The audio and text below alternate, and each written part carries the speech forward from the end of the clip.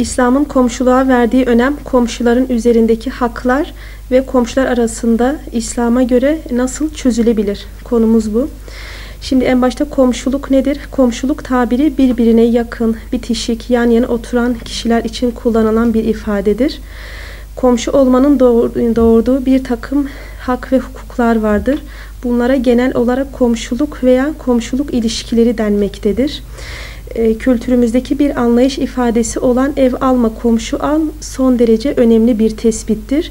Yine kültürümüzde olan komşu komşunun külüne muhtaçtır gibi sözlerimiz vardır. İnsanın sosyal çevrede 3 temel bağ ihtiyacı vardır.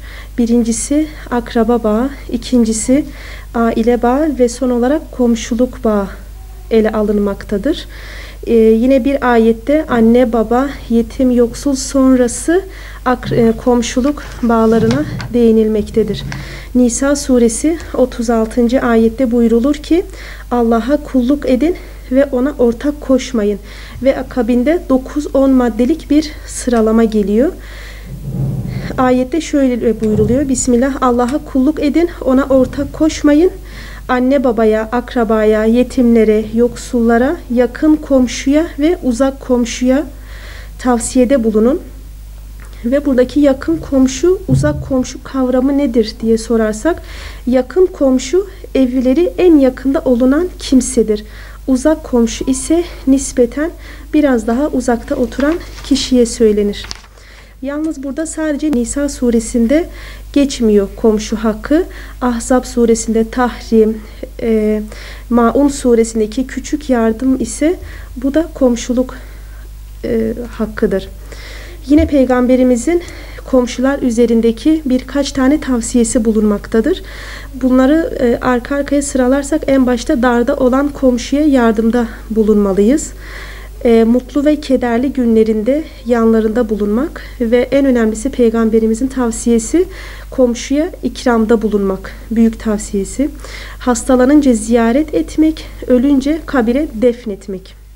Yine bir sahabe Efendimiz buyuruyor ki Peygamberimizin hac esnasında önemli bir ibadet hac esnasında Müzdelife'de, Mina'da, Kabe'yi tavaf esnasında konuyu sürekli komşuluğa getirdiğini duydum diyor ve ben herhalde arkasından ayet inecek sandım diyor sahabe efendimiz. Yine Osmanlı'da komşuluk tabiri kısımlara ayrılmıştır.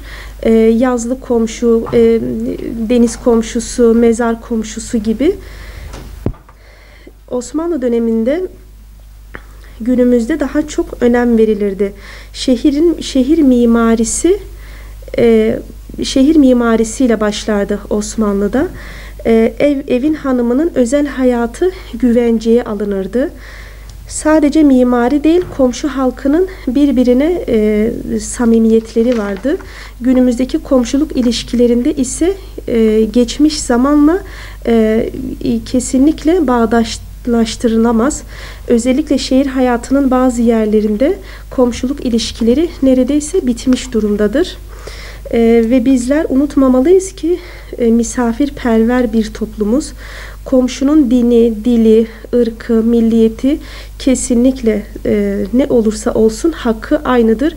Yine Peygamberimiz bir hadisinde kafir olan komşunun bir hakkı vardır. Müslüman olan komşunun 2 hakkı vardır. Müslüman ve akraba olan komşunun 3 hakkı vardır. Çünkü burada Müslüman, akraba ve komşuluk ilişkisi araya girmektedir. Burada rol model kesinlikle Allah Resulü olmalıdır. Ebu Leheb ve Ümmü Cemil'in tavrı Allah Resulüne nasıldı? Ve Peygamberimizin onlara olan karşılığı sadece bu nasıl komşuluktur? Komşu komşuya bunu yapar mı? Sözü olmuştur. Bizim de burada örnek alacağımız kişi Allah Resulüdür. Komşuluk ilişkilerinde yine en önemli ve güven veren şey kesinlikle yardımlaşmadır. Ve yine son olarak nasip olursa birkaç gün sonra 3 aylara gireceğiz. Komşuluk ilişkilerimize biraz daha dikkat etmemiz gerekiyor. Ve mukabelelerimizi evlerimize davet edebiliriz. İftar sofralarımızı, iftar saatlerinde ikramlarda bulunabiliriz.